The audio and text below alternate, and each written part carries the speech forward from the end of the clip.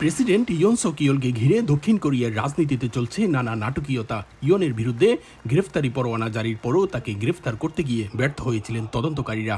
এবার শুরু হচ্ছে ইয়নের অভিশংসনের বিচার কার্যক্রম।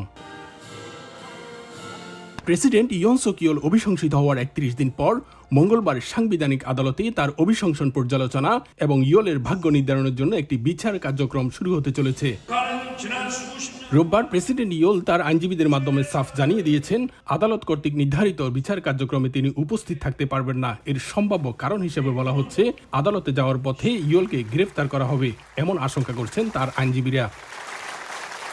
এরই মধ্যে আদালত ৪ ফেব্রুয়ারি পর্যন্ত মোট ৫টি শুনানির সময় নির্ধারণ করেছেন।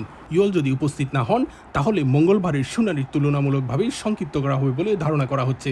আর ইয়েল যদি প্রথম শুনানিতে উপস্থিত না হন তবে বিচারকরা বৃহস্পতিবার থেকে দ্বিতীয় শুনানিতে বিষয়গুলো নিয়ে আলোচনা শুরু করবেন। ১৪ ডিসেম্বর আদালতে দায়ের করা অভিযোগে ইয়নের ভাগ্য নির্ধারণের জন্য ১১ জুন পর্যন্ত সময় আছে। দক্ষিণ কোরিয়া থেকে মোহাম্মদ হানিফ, সময় সংবাদ।